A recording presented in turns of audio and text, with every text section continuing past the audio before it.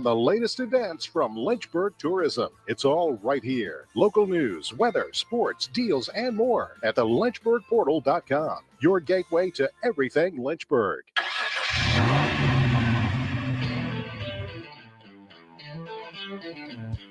You're stepping into the fast lane on the VTRN Sports app.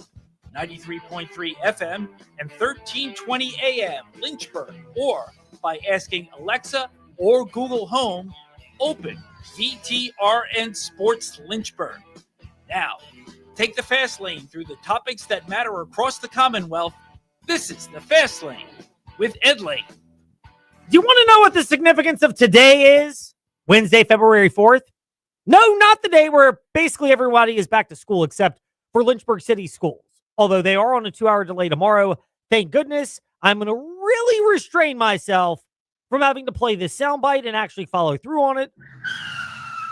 Time to take a detour in the fast lane. Because at some point we will get to more on this. I've got some more thoughts in a TroastLaw.com fast take in a humorous sense that might be coming your way later this week. I need the actual time to be able to get out to certain locations to actually do those fast takes rather than having to cobble them together like we have, even though some schools were back in session last Friday. Others waited until Thursday with a 2-hour delay to go back in session. I am a FIO kind of person. At some point, figure it out. It may not be pretty, but if you're looking for excuses to not be in school, why are we surprised then when people graduate and they are looking for excuses to not do work or show up to work and be productive members of society? And that does not mean everybody in Lynchburg or in Lynchburg City schools fit that description. By the way, for the record, I do believe the majority of the teachers, at least the ones with whom we've spoken and we love them, at Bedford Hills Elementary School, shout out to the Huskies, Husky way every day, they want to be back in school. But, as often is the case, bureaucratic administrative decision-making, not so much. Ooh, yeah. I'm going to have to go ahead and sort of disagree with you there. Like on the fact that most schools were back on Tuesday, even if on delay, and then certainly today, much like why we have a parent-teacher workday on Monday, even though we've hardly had any school in the last couple of weeks, or why we had a teacher workday just 5 to 6 days after we came back from the Christmas holiday. I don't get the schedule. No one asks me, but I had to do it. And obviously my self-control is lacking today because after Ed's potentially unnecessary detour, let's get back on the road in the fast lane. Because we actually meant to ask this question. What is the significance of today, Wednesday, February 4th? And because I've done the TroastLaw.com fast take, but to get my usher on for a second. Whoops. Yes, I clicked the wrong soundbite. It is one of those. Can you tell I'm ready for kids to be back in school, by the way? Can you tell? To get my usher on for a second, I haven't had a chance to get it posted to Fast Lane, Ed Lane, Facebook, Twitter, Instagram. But maybe you've answered the question of the significance of today in the world of sports. The significance of today is it is actually technically National Signing Day for college football programs. Now, it is hardly a drop in the ocean in terms of significance. Virginia Tech and Virginia had media availability. None of it really centered around the incoming high school classes, the majority of whom already agreed and signed back in December. There was some trickle-over effect after that. And then the majority of work took place in January when players entered the transfer portal and obviously announced their destinations, which, let's be real here, that is the big part of what was uncovered today, along with the fact that we finally got official confirmation with no real surprises for the Virginia Tech Hokies and their coaching staff. More on that in the Fast Five at 5-ish in just a bit. But no, here's the example of it. Jeff White, VirginiaSports.com, led off, as he often generally does, the press conferences with Tony Elliott for football and Ryan Odom for Virginia men's basketball. And I get why. It's either he or Jay James, who's the sideline reporter, great friend of ours, fantastic person. But they often lead off press conferences in media availability in certain settings. And Jeff White asked a question that really had nothing to do with the actual National Signing Day ceremonies that took place today. Last year was the first time you brought in a transfer class of that size. How much did that experience help you navigate the portal this time around? Yeah, great question. I think one, the landscape changing kind of dictates the number and the size of the class. So we paused right there from Tony Elliott answering Jeff White of VirginiaSports.com and his question, because it speaks to where we are. Today was more about hearing more official commentary on players who have transferred into a program from one college to the other. There are technically high school players who have signed, and shout out to those who have agreed to go to spots from around the area. We've seen some of them great coverage. Bob Alvis, the Sports with Hay podcast, not today, but tomorrow, again, to get our usher on for a second. His schedule got adjusted, so we promoted it, but it's actually going to be tomorrow and not today. Sorry to burst your bubble if you were thinking it was going to happen today. You'll have to wait today. But he and Bryson Gordon of newsadvance.com and plenty of our other friends at media outlets around the area. Will Stafford with WSET, Ryan Moy and Jermaine Farrell at WFXR, Eric Johnson at and Dave Walls at WSLS and WDBJ respectively. All very well covering this. But the majority of players who have signed from high school in going to college in this area, it really is players who are going on to one AA FCS or Division II or Division III football programs. Again, it's an amazing accomplishment if you can carry on after playing high school sports on a different level. But on a national scale and on a what's being discussed in the overall landscape of college athletics, it doesn't carry nearly the same amount of weight because, yes, Tony Elliott was pretty accurate in assessing that the landscape has changed. And part of it also is, the number of players who have entered the transfer portal are wider than ever before. You hear from, in our position, I don't know about you, TJ, but when you broadcast games, you hear from fans and parents and people around the program a lot. Some of them are thinking through the lens of their child, and I get it and understand that, and wanting what's best for their child. But the reality is, oftentimes, people don't just want what's best for your child for the child's purpose. The parents aren't usually this way, although some are. But a lot of people in the voices of these players now are thinking in their own selfish interest, which Tony Elliott discussed today and is worth mentioning. The challenge is going to be going forward because guys want to play, right? Guys want to play. And then there's also some influences outside the program that their voices, are becoming louder for the young people, not just at the University of Virginia, but just holistically. Their voices are becoming louder. You know who those voices just might happen to be? Do you want to take a stab at this one? It's not really hard to figure out. Agents, and for those watching at VTR in Sports and Fastlane Ed Lane on Facebook Live and YouTube, agents said tongue-in-cheek and used with quotation marks there. Because there are some legitimate agents that are out there. The Jimmy Sexton, CAA, Clint Dowdles of the world have their training people who are often in this particular space. And then obviously, Rosenhaus has got his guy with Sean O'Dare, who's an NIL agent as well. There are plenty of others that are out there, but those are kind of some of the bigger name firms. They're people that have at least practiced this for a while. Then there are, quote, agents, end quote. And they're people that just see money even more in the short term because they're not really certified by the NFL Players Association. So they're not really going to be able to, let's be honest here, in some cases, leech off of these players and get something out of them. And so not thinking about where a player might get an education and have a comprehensive experience, it is literally just where can you get the most money immediately in every single spot. And yes, some families think this way as well, and some players and athletes and those around them do also.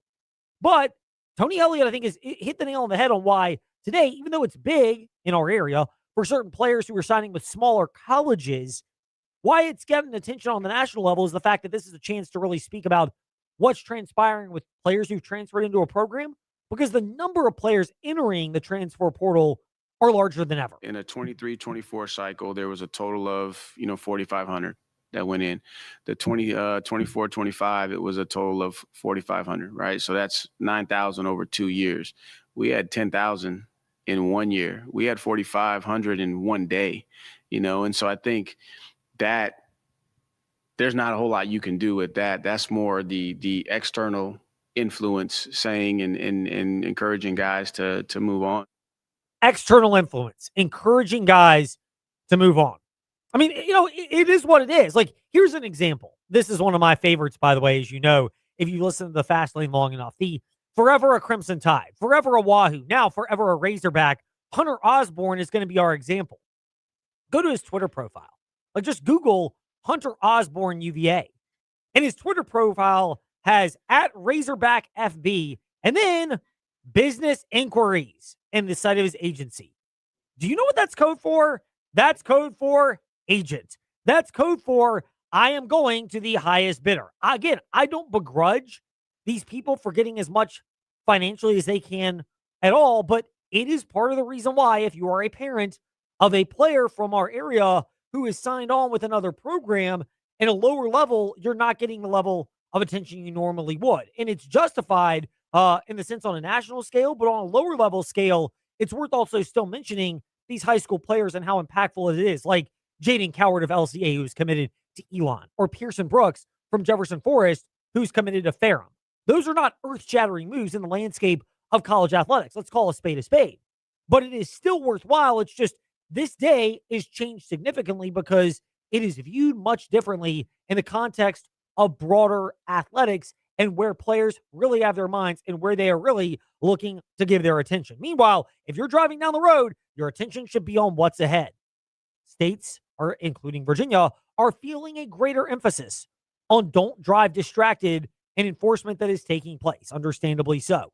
In fact, that's a message that you need to remember, and it's worth remembering that if somebody is not driving properly and you are the victim of their auto accident, that's where your friends at Trost Law can help. 777-HURT and TrostLaw.com are ways you can learn about serving them because they have been serving our area for not one, not two, not three, not four, but over 4 decades, as LeBron James always likes to remind us. Meanwhile, speaking of LeBron James, his former teammate is the subject of It's time for Fast Five at 5-ish. 5-ish minutes on 5 relevant topics done around 5 p.m.-ish. Ish, because our counting skills are kind of ish. Let's start with number 5. Well, here's the interesting part about the LeBron James discussion. LeBron James' former teammate, Anthony Davis, has been traded to the Washington Wizards. Don't look now, and people are talking about how they are being brought back to relevancy. My question is, were they ever really relevant? Again, different person, but I had an interesting discussion one time with someone who was critiquing my work and mentioned we were discussing kind of the NBA on a broader level, and it's, shouldn't you stick local and talk about the Hornets and the Washington Wizards? Newsflash, TJ, you can correct me if I'm wrong. Is there a major appetite for the Washington Wizards or the Charlotte Hornets, especially if you're outside of the Charlotte metropolitan area? And yes, I am including even in the Washington, D.C. area, better known as the DMV.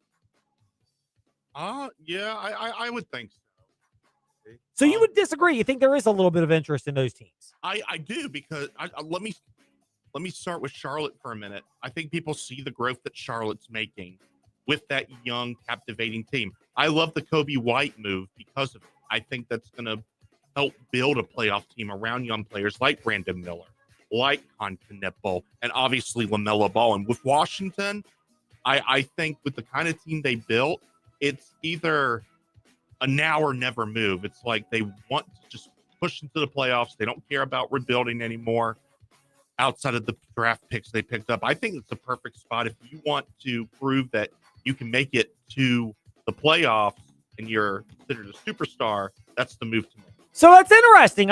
First of all, I love the fact that you disagree. I would go so far as to say, I think there are people in the Charlotte area or at least around North Carolina that you could convince me that you would find people that care about the Charlotte Hornets. I can grant some leeway on that ever since they went back from the Bobcats back to the Hornets, which is what it always should have been to begin with. But the Washington area is the one where I'm a little more skeptical. I will say this, being back to relevance, it's been like since the 70s when they were relevant and they were the Washington Bullets. Like, it has been almost a half century of that. John Wall and Bradley Beal brought a lot of excitement, especially John Wall when he came fresh into the NBA as a rookie.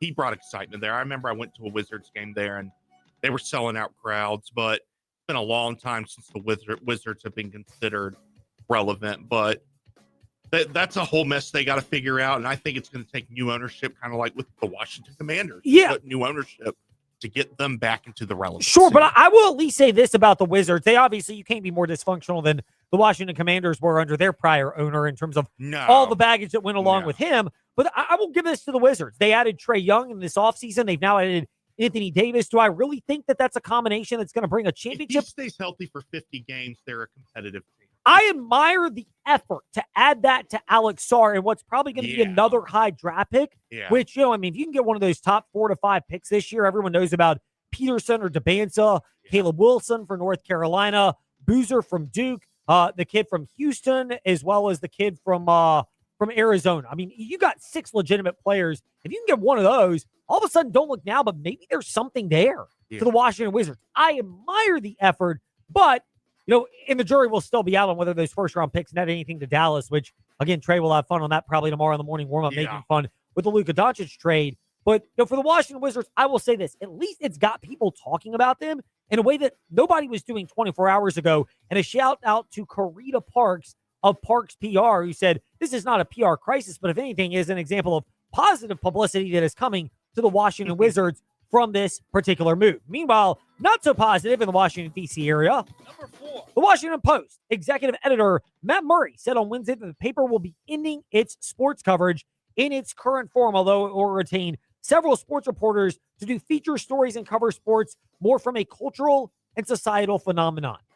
That's just totally different from when the New York Times supposedly, I'll use air quotes here, shuttered their sports coverage, which, let's be real here, that was a merger with The Athletic when the New York Times acquired The Athletic. They just blended resources together. And this happens when large companies acquire and merge each other. It'll probably happen when NFL Network and ESPN consummate their merger, which has now been approved earlier this week, but when they start to actually merge the resources. This is going to be something that transpires. Look, newspapers we know have gone the way of kind of the dodo bird, so to speak. It's kind of gone towards extinction here in a lot of areas.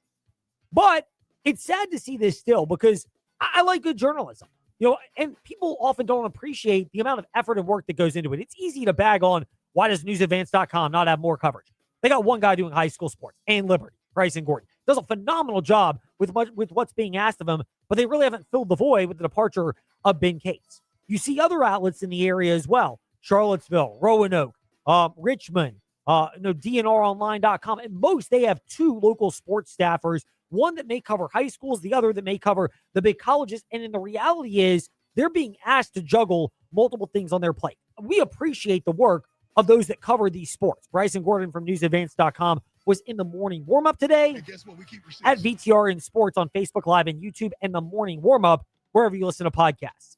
But it is a little inside baseball, but it stinks because, look, I grew up being an admirer of writers like John Feinstein, R.I.P., Sally Jenkins, Tony Kornheiser, Michael Wilbon, among others who were all alums, whatever the term is, for the Washington Post. And to think that they're not putting out that type of content for as big of a brand as they are. Look, you know, people are like, well, you find a way to monetize it. It's a lot easier said than done when the media people come out and say, you know, well, you should find a way to monetize it. It can't be that hard. Until you've gone out and done sales, it is not that hard. TJ, I'm sure you can say this, but I can as well because we both have done sales. Once you go out and do sales, you realize it's a lot harder than the people who say it should be easy to monetize would lead you to believe. Yeah, no, it's very hard in the sales world. So it's like what you told me when I first walked in, when you said, hey, I'm going to need you to do sales too, but understand some days you go 1 for 10 and other days you go hitless in the end.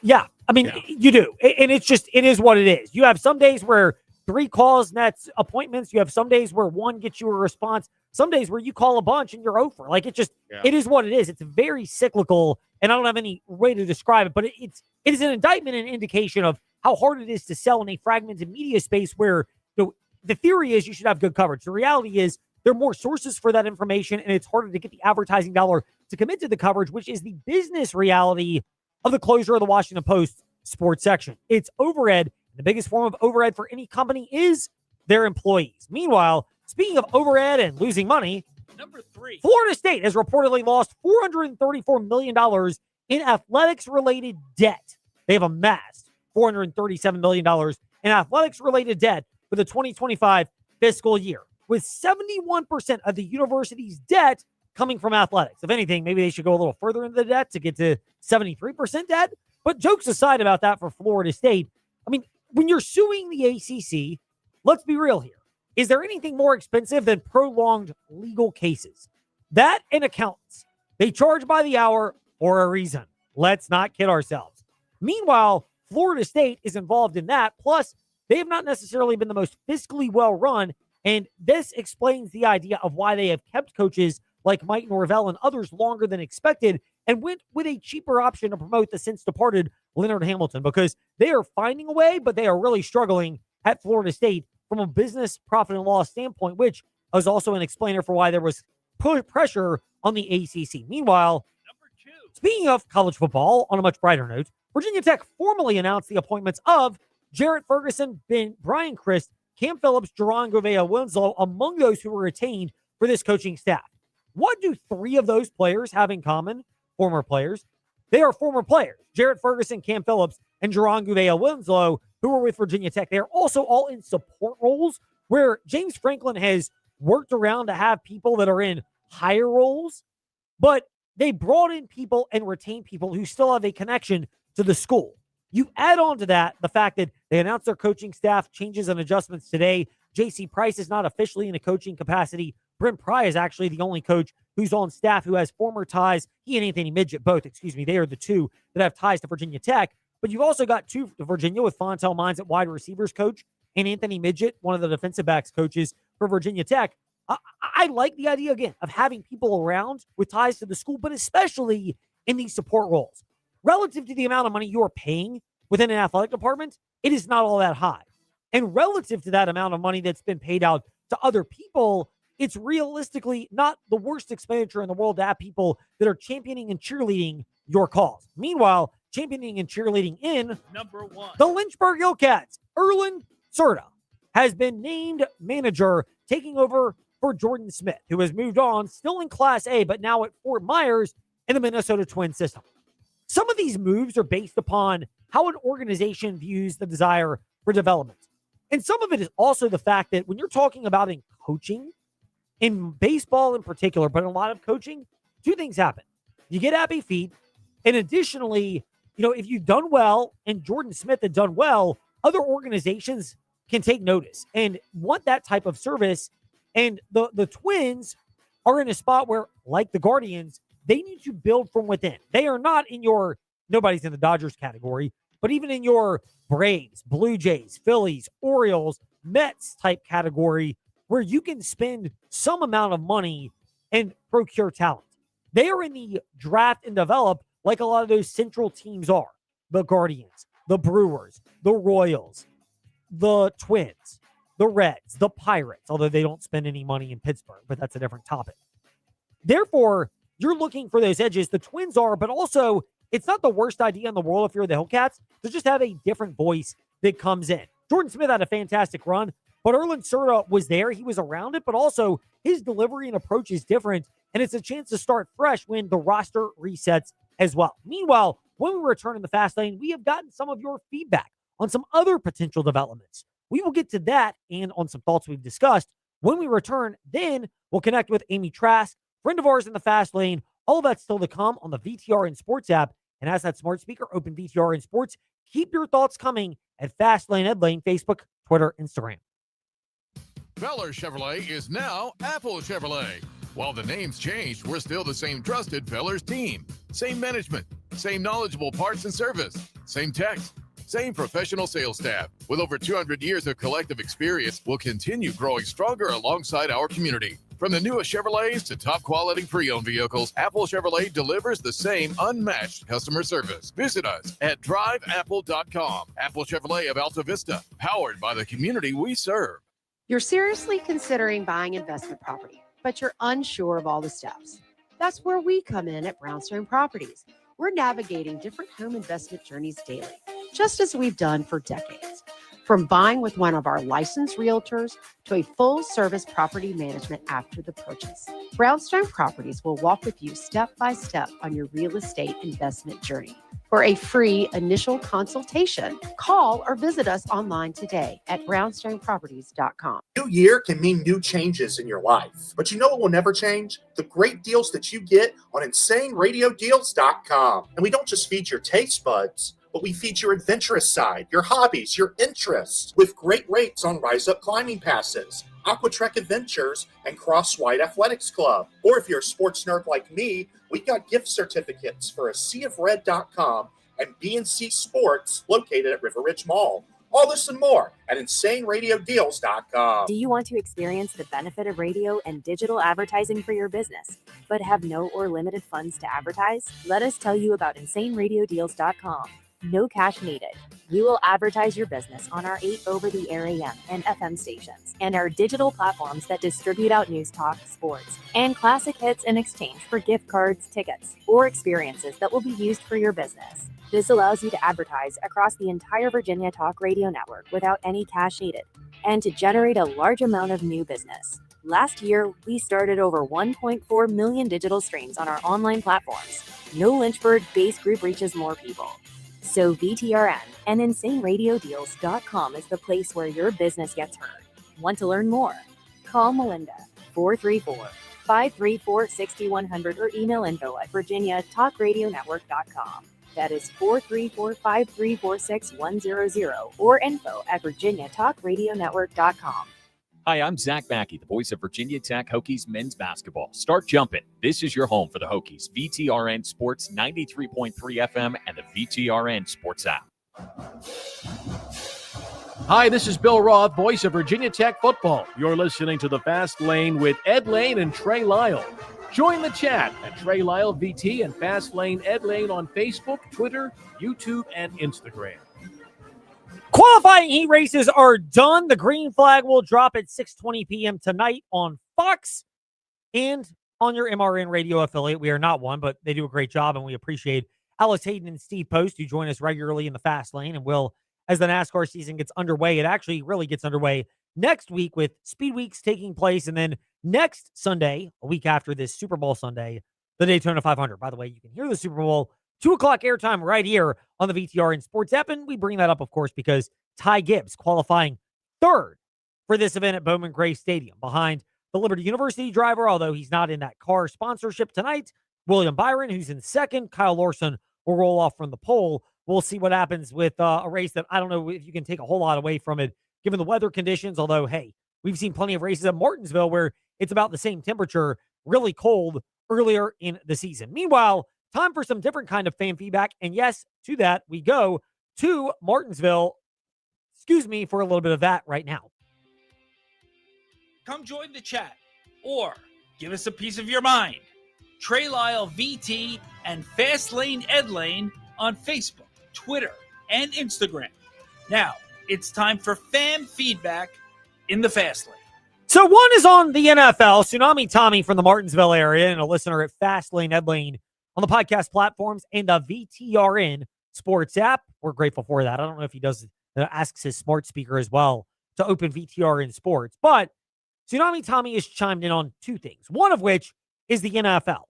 If the rumors were true that Bill Polian rejected Bill Belichick, that would be right up there with the one person that kept Jeter from the Hall for being unanimous in Major League Baseball. To not let Belichick in on his first round was the definition of petty. I've never cared for him, not one bit. This, however, is one of the most absurd sports stories of all time. I'm talking top 5 easily. I get the whole Spygate or even Deflategate, but I'm not even sure either of those trump his actual accomplishments. We've touched on this last week, but the pettiness of it is the reality. I actually understand. I don't agree with the explanation. And this is where you can understand somebody, but also respectfully disagree. But the guy from out in Kansas City who said that the reason he did not vote for Bill Belichick is because there were other candidates like L.C. Greenwood and Ken Anderson among them who were on their last chance to make it into the Hall of Fame. And he worried that if he didn't vote for him now, they may not get in because you would need then a special committee to vote those people in. I understand that if you feel convicted that one of those people should have gotten in.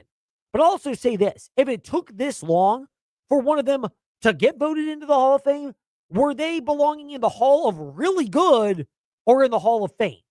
Because I do believe there are different tiers to justifying being in one of those halls.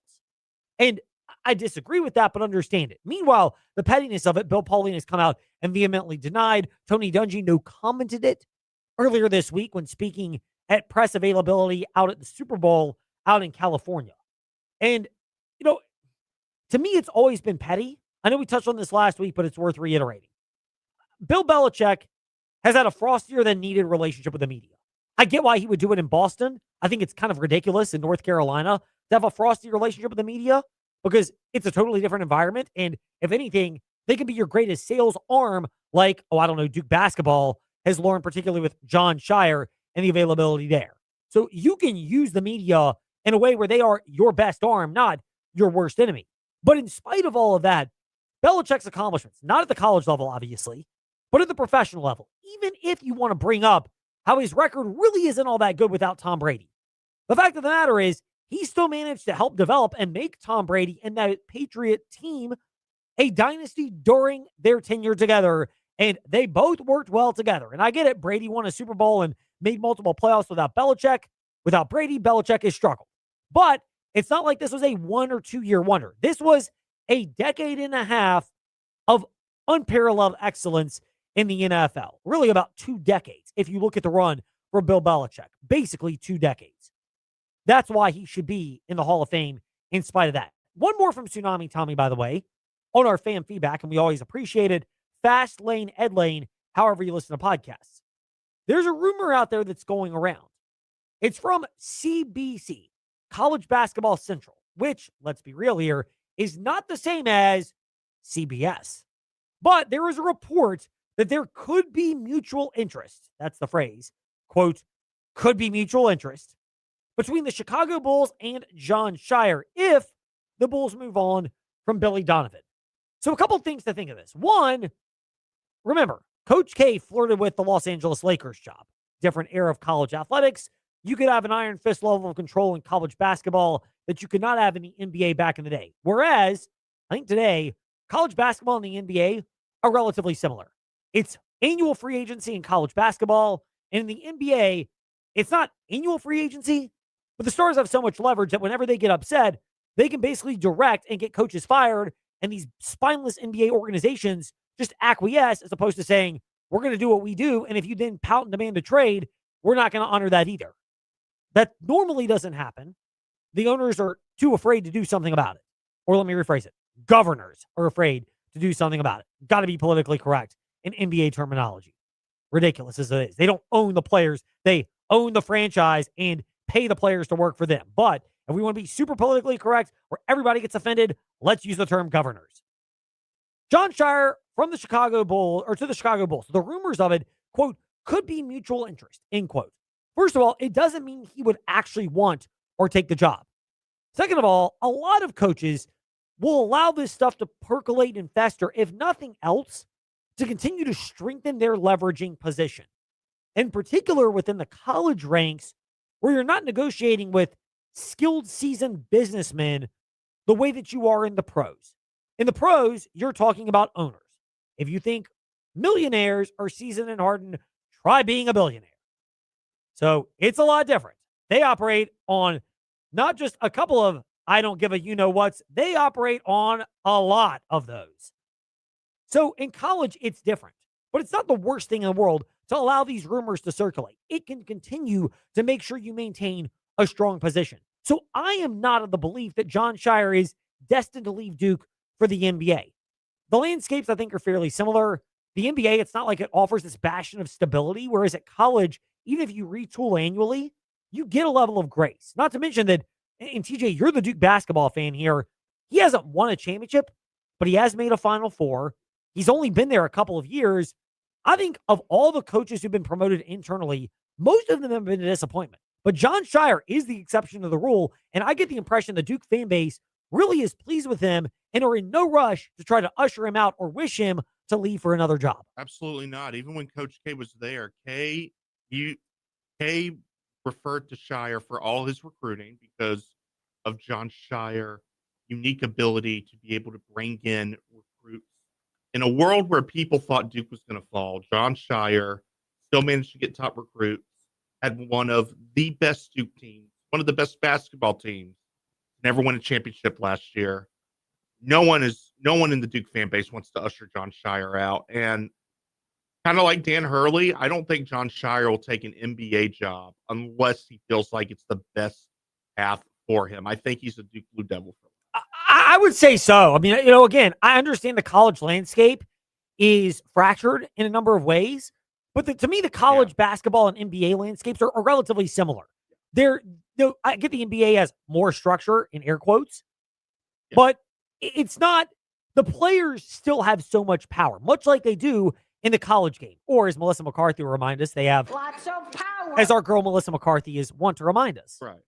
But it's not like the NFL and college football, whereas the NFL coaches get fired quickly, but there is a level of structure to your operation. Whereas college football, I mean, we talk about it all the time. Tony Elliott, we just read the stats off earlier in the Fast Lane headline where you listen to podcasts because and guess what? We keep receipts. Right there. And that being that, 4,500 players entered the transfer portal each of the last 2 seasons. This year, there were over 10,000 and 45 entered on one day versus the NFL where it's structured labor. So that's the big thing I think that's also worth keeping in mind. Yeah. And the other thing is there are a number of programs, particularly in college basketball, where if you're working well and things are going great, you have a long leash. Whereas it doesn't take long in the NBA for things to go south. Unless you're like Eric Spoelstra with the Heat or the way the Spurs have operated, the Thunder too. There are a lot of organizations where they have success, but even a year or two after that, the coach is gone. We thought JJ Redick was going to be he is an amazing coach, but it's so hard to direct an NBA team. You can't talk to recruits like you can NBA free agents. There's so much more to it. And unlike Tony Bennett, unlike Coach K and other coaches, Shire has adapted to this new era so well. I just don't see a world in why he would want to leave an environment that he thrives in. Yeah, I would say so too. It's not like he's middling or the pressure has been loud, but he's had success there. Those are areas where you might want to leave. Duke's such a rare situation in college basketball, and Shire is young enough where he's come in right as the game has changed, and he has adapted very well to it. I don't believe in like all the ambiance of the Brotherhood of Duke, but the way they put it together is still a really good blend, and it's the priority sport at that school. I mean, let's be real here. Darian Mensah leaving for Miami is part and parcel because football, it's gotten more important to Duke, but it's not where basketball is, and I don't think it'll ever be on that level. I kind of view it like Arkansas views football, maybe Kentucky, where they'll invest some in the sport, but at those 3 schools, basketball is a major priority, and it's a totally different dynamic. The rumors make sense. John Shire's from Chicago, and I get it. Bulls fans are ready to move on from Billy Donovan. I imagine he'll be gone after this year if he's not fired after the All-Star weekend, But I just feel like you can't expect a college coach to be able to adapt to a pro level. I know this is football. Look at Urban Meyer. Meyer could not do it to save his life. I don't know if you can handle modern college where players have more power. It's just so rare, though. I mean, we watched Nick Saban go to the NFL and have some success, but went back to college. Now he's considered Mount Rushmore level coaching. That's a very good point indeed. And again, I think it's totally different in college versus the NFL because there is such a structured level of labor and how it is regulated in the NFL and how management and ownership has the upper hand on the players versus college football where the players are free agents annually. Like it's flipped. Whereas in college basketball and the NBA, the players have all the leverage, even though there is an organized labor structure in the NBA. And I think that's why the appeal of jumping from like college football to the pros, Jeff Hafley from BC to defensive coordinator with the Packers and now the head coach with the Miami Dolphins is an example that many of us remember from Boston College. Yeah. Whereas, you will see that in college football and hey, I just want to get out of it. The pro is more structured, even though you're hired to be fired versus in basketball. I think there's less of a rush because the players still have all the power in college basketball. Meanwhile, we will get some different perspective on this when we return. Amy Trask, friend of ours, slated to step into the fast lane. We will get her perspective. She has been patiently waiting for us, and we look forward to connecting with her. She might be having a an interesting day dealing with us. Hopefully we can brighten the mood for her out in California when we return in the Fast Lane on the VTRN Sports app. And ask that smart speaker, open VTRN Sports. Here we grow again at the Sheeler Motor Mile. It's here, the all-new Motor Mile Chevrolet and Buick in Radford. More brands, more selection, and the same exceptional service you expect from a trusted community partner. Whether you're shopping Chevrolet or Buick, you'll find quality, value, and a team that puts you first. From rugged trucks and SUVs to stylish cars and family-friendly vehicles, the Motor Mile has something for everyone. With straightforward pricing and top dollar for your trade, there's no better place to buy. Bring us your trade, newer, older, paid off or not, and see why your car is worth more on the Motor Mile. Plus, with more inventory arriving daily, now is the time to shop the Motor Mile. Sheeler owns the finance company and makes getting approved for credit simple and easy on the Motor Mile. Flexible financing options for every budget to get you on the road fast. Experience the Motor Mile at 3 convenient locations: Christiansburg, Radford, and Pulaski. For over 50 years, we've got Southwest Virginia covered. The all-new Motor Mile Chevrolet and Buick in Radford. Certified friendly staff. No games, no gimmicks. Call 866-SHEELER1. Always open at MotorMileChevroletBuick.com. Whether you're facing a tough season or looking for support to overcome life's obstacles, Central Virginia Counseling is here for you. Central Virginia Counseling is accepting new clients at both Lynchburg locations on Wigington Road and Timberlake Road. And telehealth is available anywhere in Virginia. Serving children, teens, and adults, our counselors are equipped with diverse skill sets to help you on your journey. For more information, visit us at centralvirginiacounseling.com. Hey, small to medium business owners, if you're frustrated with slow IT support, high costs, or paying for services you just don't use, it's time for a change. Hi, I'm Colt with We Fix Stupid Computers. We provide reliable on-site and remote support tailored for businesses just like yours. And we go beyond just fixing problems. We empower your staff with real tech knowledge so they can work smarter every day. From repairs to training to full IT support, we save you time, stress, and money. Call We Fix Stupid Computers, 434-525-8590, where smart support meets real savings. At the Farmers Bank of Appomattox, we believe personal banking should be as rooted in the community as you are. Whether managing your business banking, saving for your family's dream home, or juggling daily expenses with our mobile app, we offer tailored solutions with a local touch. Experience the security of a bank that knows your name and the convenience of modern technology. Visit us today to grow your financial future right here at home. The Farmers Bank of Appomattox, your community, your bank, your future. New year can mean new changes in your life, but you know what will never change? The great deals that you get on InsaneRadioDeals.com. And we don't just feed your taste buds, but we feed your adventurous side, your hobbies, your interests, with great rates on Rise Up Climbing Passes, Aquatrek Adventures, and Cross-White Athletics Club. Or if you're a sports nerd like me, we've got gift certificates for a SeaofRed.com and BNC Sports located at River Ridge Mall. All this and more at InsaneRadioDeals.com. Former NFL quarterback and recent analyst Steve Berline recently joined the Fast Lane to talk about what skill he's most impressed with when it comes to Commanders quarterback Jaden Daniels.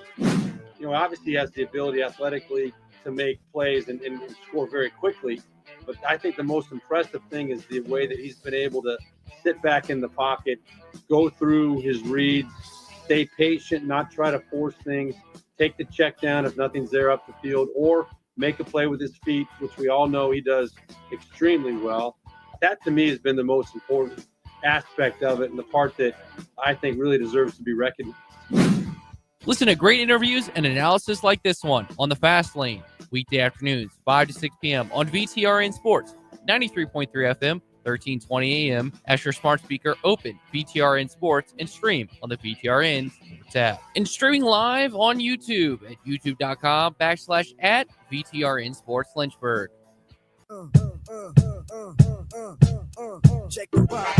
Step into the Fast Lane 24/7 at Trey Lyle VT and Fast Lane Ed Lane on Facebook, Twitter, Instagram, YouTube, and wherever you listen to podcasts. Now, back to the Fast Lane.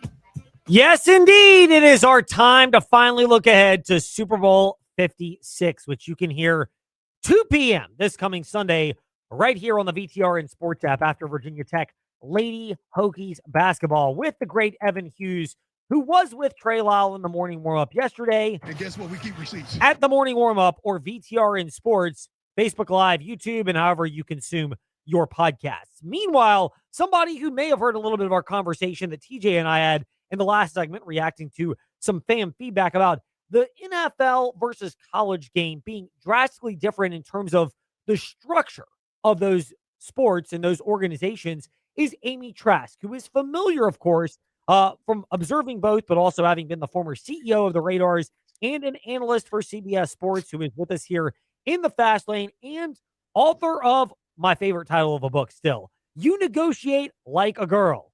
Amy, thank you for joining us in the Fast Lane. We hope you are well. Am I off base, or is there some merit to my belief that one of the appeals for college football coaches that may not be in college basketball is college football has free agency, which is not structured. College professional football does have player procurement, which is structured, and that in and of itself makes it easier for planning. Well, I think you do make a very, very good point. But before I dive into that, I want to thank you for having me. It is always an honor and a pleasure and a lot of fun to join you.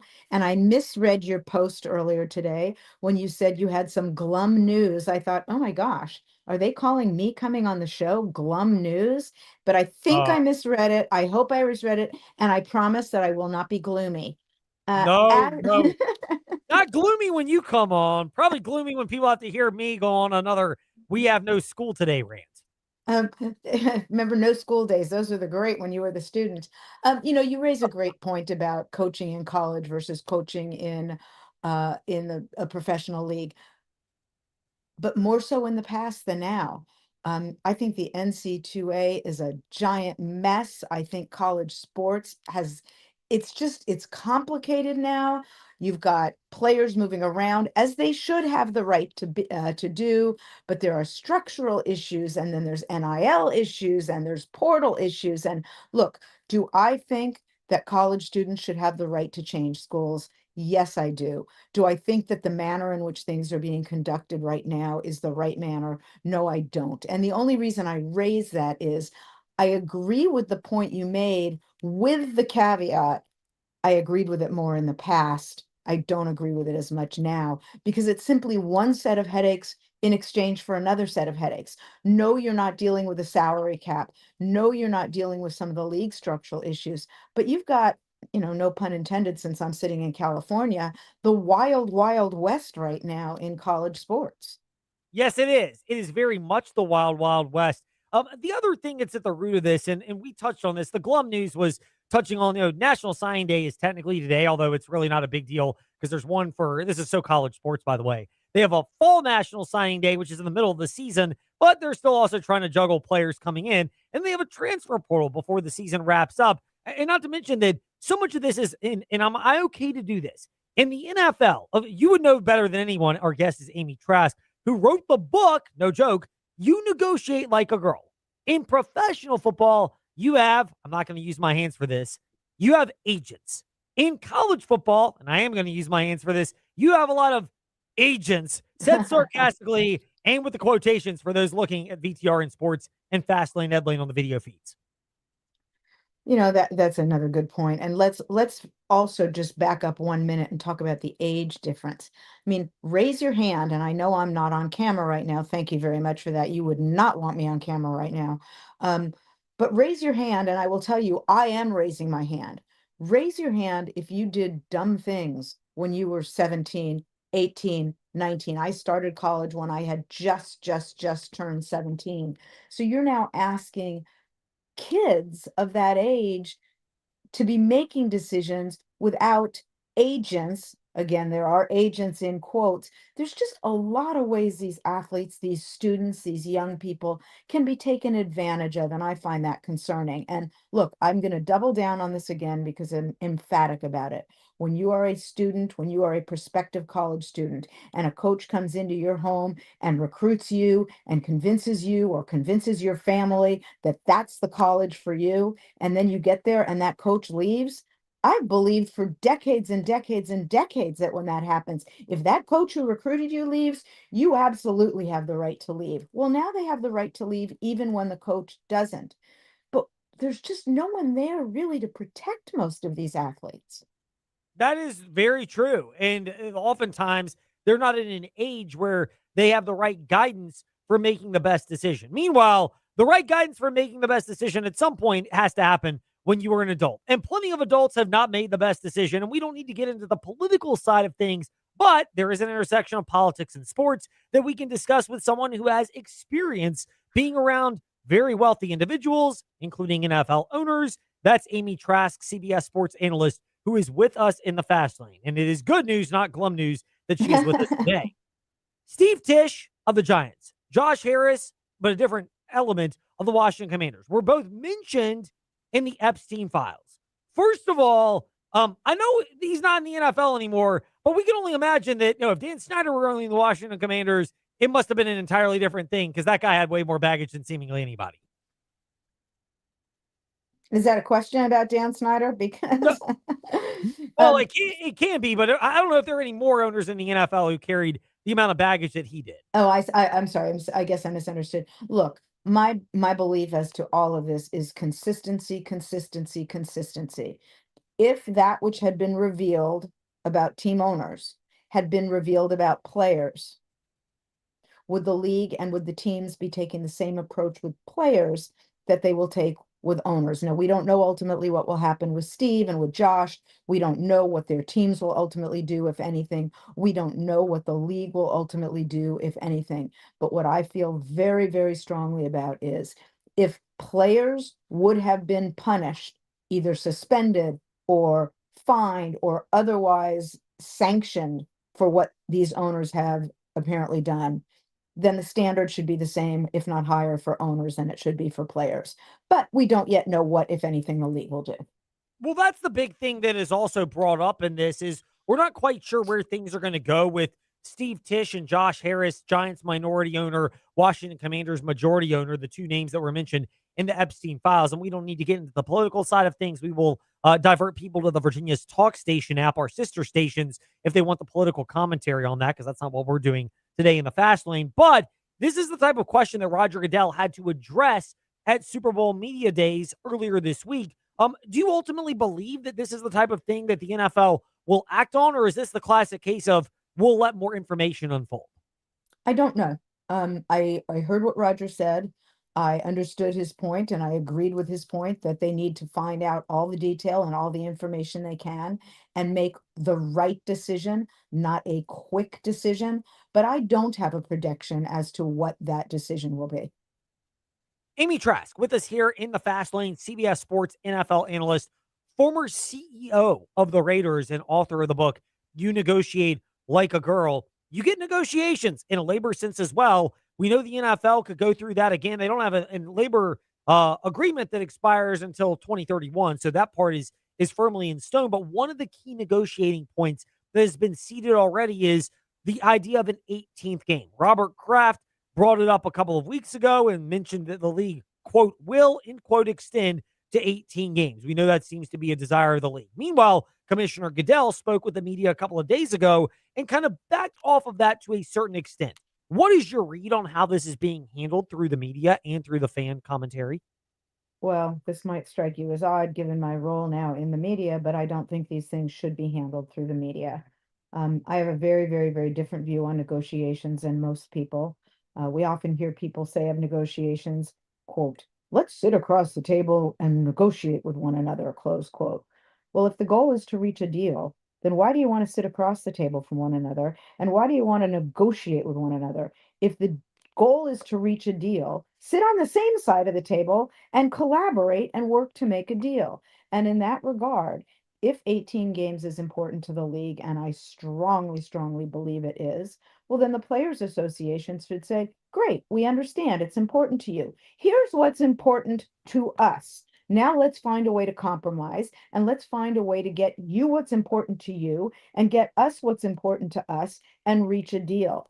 The NFLPA is in a position of strength in this regard if the league truly wants 18 games, which I believe it does. But first things first, the NFLPA has got to find the right leader. They have an interim leader right now. They've got to settle upon a full-time leader. And there has not been a leader of the NFLPA like Gene Upshaw since Gene Upshaw passed away. And they've got to replace the leadership there with leadership like they used to have under Gene. You mentioned Gene. What made Gene Upshaw the type of leader that the NFLPA should strive to find again? Oh, he was, people that are listening to your show, football fans, know him to be a tremendous, tremendous player. I knew him to be a tremendous, tremendous man. He did the right thing. He knew how to lead. He was a leader on the field. He was a leader off the field. A very, very smart businessman and someone who understood, look, if our goal, as between the NFLPA and the NFL, is to reach a deal, well, then let's try to reach a deal. But I'm going to protect our players as best I can because that's my responsibility. He was a good, good, good businessman, a good human being. He had a tremendous, tremendous impact on my career from the very, very, very start. And I miss him to this day.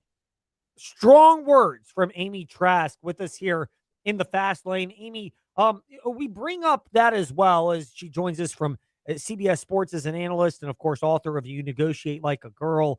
The Rooney Rule itself, it comes under scrutiny once again because 10 openings in the NFL cycle, only one was a minority, Robert Saleh with the Tennessee Titans. Again, this is where you can tell me if I'm on base or off base. There's the theory that there's not enough minority candidates and it's a racially decided reasoning for it. Is it that the NFL owners view it through that prism, or they view it through the prism of what they can sell to the fans, and the easiest things for them seemingly are prior head coaching experience and the hot offensive mind, even if neither of them are all that hot?